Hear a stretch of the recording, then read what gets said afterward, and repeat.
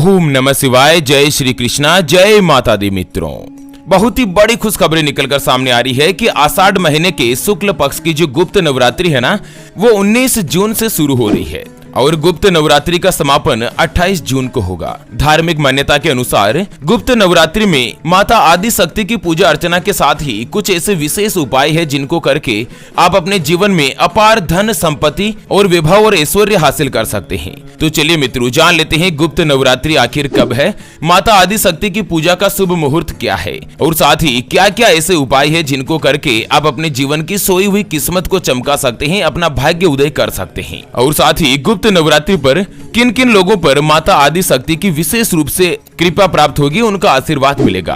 पूरी जानकारी अपन इस वीडियो में जानने वाले हैं, ऐसे में वीडियो को लास्ट तक जरूर देखिए। और हाँ मित्रों, वीडियो को लाइक जरूर करें और कमेंट बॉक्स में जय माता दी लिखते हुए वीडियो को अपने मित्रों के साथ फेसबुक पर जरूर शेयर कर दीजिए, ताकि काम की जानकारी का जो अपडेट है ना, वो सभी लोगों को मिल सके। मित्रों, हिंदू धर्म शास्त्र में कुल 4 नवरात्रि का वर्णन होता है। चैत्र और शारदीय नवरात्रि के अलावा साल में 2 गुप्त नवरात्रि भी होती है। एक गुप्त नवरात्रि माघ महीने में तो दूसरी आषाढ़ के महीने में पड़ती है। और दोस्तों, इस बार आषाढ़ के महीने की जो गुप्त नवरात्रि है ना, वो 19 जून से शुरू हो रही है, जो कि 28 जून को समाप्त होगी। धार्मिक मान्यताओं के अनुसार गुप्त नवरात्रि में 10 अलग अलग महाविद्याओं से पूजा अर्चना की जाती है। और उसके अलावा गुप्त नवरात्रि के अंदर माता अम्बे आदि शक्ति माँ दुर्गा के 9 रूपों की पूजा करने से हर एक मनोकामना पूर्ण होती है। चाहे धन प्राप्ति की हो, चाहे कर्ज से छुटकारा पाने की, चाहे वैवाहिक जीवन की हो, चाहे सरकारी नौकरी की, कुछ भी हो मित्रों, गुप्त नवरात्रि के दिन कुछ आसान से ऐसे उपाय है जिनको अपन जानेंगे, जिनको आप भी करके अपने जीवन में बहुत कुछ हासिल कर सकते हैं, बहुत कुछ बदलाव कर सकते हैं। तो चलिए जान लेते हैं मित्रों गुप्त नवरात्रि पर माता दुर्गा की पूजा का शुभ मुहूर्त के बारे में। उससे पहले आपको एक महत्वपूर्ण बात बताना चाहूंगा कि हिंदू सनातन धर्म में गाय यानी कि गौ माता में 33 कोटि देवी देवताओं के साथ ही साक्षात माता लक्ष्मी का वास माना गया है। चाहे वेद हो, पुराण हो, ज्योतिष शास्त्र हो या फिर भागवत गीता,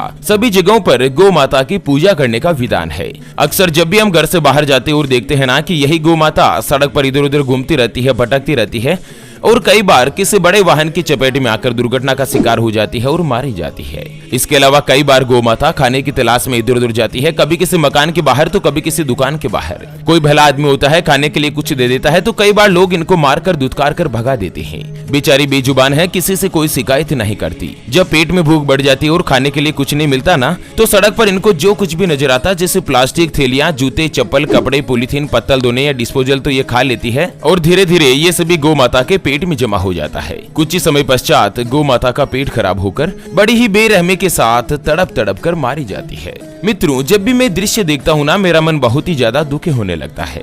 हमारी टीम ज्योतिषवाणी के द्वारा एक संकल्प लिया गया है कि इस बार 19 जून के दिन जो गुप्त नवरात्रि शुरू हो रही है, स्टार्ट हो रही है, और 28 जून के दिन जब गुप्त नवरात्रि का अंतिम दिन होगा, इन दोनों ही दिन एक एक हरे चारे का टेम्पो मंगाएंगे और उसको जगह जगह घुमाकर, जहां कहीं भी गौ माता का झुंड इकट्ठा रहता है ना, वहां पर टेम्पो को घुमा घुमा कर गौ माता को हरा चारा खिलाया जाएगा, उनको भरपेट भोजन कराया जाएगा। मित्रों, माता आदि शक्ति के पवित्र दिन नवरात्रि की शुरुआत और अंतिम दिन तो कम से कम कोई भी गौ माता भूखी नहीं रहे।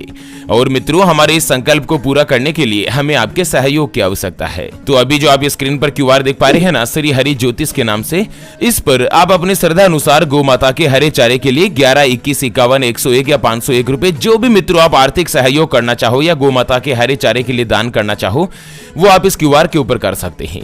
सच्चे हृदय और पवित्र मन के साथ किया गया दान किसी भी गौ माता को भरपेट भोजन दिला सकता है और साक्षात आपको माता आदि शक्ति और धन की देवी माता लक्ष्मी का जो आशीर्वाद मिलेगा ना, वो आपको इसी साल इसी जीवन में कई हजार गुना लौट कर आएगा और यही कटु सत्य है। चलिए जान लेते हैं मित्रों गुप्त नवरात्रि पर कलश स्थापना के शुभ मुहूर्त के बारे में। मित्रों, गुप्त नवरात्रि की पूजा के लिए कलश की स्थापना का शुभ मुहूर्त 19 जून 2023 सोमवार को प्रातः काल यानी कि सुबह सवेरे 5:23 से 7:27 तक है। इसके अलावा दिन में अगर अभिजीत मुहूर्त की बात करें तो 11:55 से शुरू होगा, जो कि दोपहर को 12:50 तक रहेगा। और इस मुहूर्त में भी आप कलश स्थापना कर सकते हैं। चलिए जान लेते हैं गुप्त नवरात्रि पर माता दुर्गा की पूजा की विधि के बारे में कि आखिर किस तरह से आदि शक्ति माँ दुर्गा की पूजा करनी है। दोस्तों वीडियो को ज्यादा से ज्यादा संख्या में लाइक करके कमेंट बॉक्स में जय माता दी अवश्य लिखिएगा। चलिए सबसे पहले तो आपको बता दें, आषाढ़ महीने की गुप्त नवरात्रि पर देवी की पूजा करने के लिए सूर्योदय से पहले उठना जरूरी होता है, यानी कि आपको ब्रह्म मुहूर्त में उठ जाना है और उठते ही पहले दैनिक कार्यों से निवृत्त होकर स्नान आदि कार्यों से कंप्लीट हो जाएं और उसके बाद शुभ मुहूर्त के अंदर किसी भी पवित्र स्थान पर देवी की मूर्ति या चित्र को एक चौकी पर लाल कपड़ा बिछाकर रखें और उसके ऊपर गंगा जल से छिड़काव करके उसको पवित्र करें। देवी माता दुर्गा की विधि विधान से पूजा आरंभ करें और पहले मिट्टी के पात्र में जौ के बीज बो दें और इसके बाद माता की पूजा के लिए कलश स्थापित करें। अखंड ज्योति जलाकर दुर्गा सप्तशती का पाठ करें और उनके मंत्रों का पूरी श्रद्धा के साथ जाप भी करें। अगर इस प्रकार आप गुप्त नवरात्रि के अंदर माता दुर्गा की पूजा करेंगे ना, तो गारंटी के साथ मैं आपको बता रहा हूँ मित्रों कि आपकी जो भी मनोकामना है, जो भी इच्छा है ना, वो माता के आशीर्वाद से जल्द ही जल्द पूर्ण होगी। और वहीं गुप्त नवरात्रि में माँ जगत जननी जगदम्बा के 9 रूपों की पूजा और आराधना करने से समस्त मनोकामनाएं पूर्ण होती है। चलिए जान लेते हैं गुप्त नवरात्रि पर कुछ ऐसे आसान से उपाय के बारे में, जो अगर आप करेंगे ना, तो मित्रों साक्षात माता लक्ष्मी और धन की देवी आपके घर में ही निवास करेगी और आपके घर में जो भी आर्थिक समस्या है, जो भी आर्थिक तंगी है ना, वो जल्द से जल्द दूर हो जाएगी। तो चलिए जान लेते हैं सभी कुछ उपायों के बारे में। उससे पहले आपको एक इम्पोर्टेंट बात बताना चाहूंगा कि जिंदगी में आप कई ऐसे लोगों से मिले होंगे जो कि बहुत ही ज्यादा मेहनत करते हैं, तो वहीं कुछ लोग आपको ऐसे भी मिले होंगे जो बहुत कम मेहनत करने के बावजूद भी बहुत ही आगे तक पहुंच जाते हैं। तो वहीं जिंदगी में आप कुछ ऐसे लोगों से भी मिले होंगे जो पूरी उम्र भर मेहनत करते ही रहते हैं, लेकिन आखिर वो हासिल नहीं कर पाते जिनके वो हकदार होते हैं, यानी कि जीवन उनका गरीबी में ही निकल जाता। मित्रों ये ग्रहों का खेल नहीं तो और क्या है। और इसी के समाधान के लिए हमारे गुरुजी आप तक लेकर आए हैं आपके अपने जीवन के बारे में व्यक्तिगत यानी कि पर्सनलाइज्ड कुंडली, जिससे आप घर बैठे यह पता लगा सकेंगे कि आपके नवग्रह आपके बारे में क्या कहना चाहते हैं। क्या आपकी कुंडली यानी कि किस्मत में कोई दोष तो नहीं, कोई ग्रह आपके लिए कमजोर तो नहीं, और उसको मजबूत करने का उपाय क्या है। आपका भाग्य उदय कब होगा, जीवन में अच्छे दिन कब आएंगे, नौकरी और व्यापार किसमें आपको ज्यादा तरक्की मिलेगी, कौन सा रत्न पहनना आपके लिए फायदेमंद रहेगा, और आपकी परेशानियों का समाधान कब होगा, कब से अच्छे दिन शुरू होंगे, उसके बारे में कंप्लीट जानकारी हम आपको कुंडली रिपोर्ट में बताने जा रहे हैं, जिसको अभी जो आप स्क्रीन पर नंबर देख पा रहे हैं ना, उसके ऊपर व्हाट्सएप पर संपर्क करके आप हमारे गुरुजी से बात कर सकते हैं और अपने भविष्य की कुंडली के बारे में जान सकते हैं। और हाँ मित्रों, कुंडली बनवाना या गुरुजी को कुंडली दिखाना फ्री नहीं होता है, इसके लिए 251 रुपए की फीस देनी होती है। फ्री में कुछ भी नहीं मिलता है, ना कुछ बताया जाता है, ना कुंडली देखी जाती है। फीस रहती है 251 रुपए की।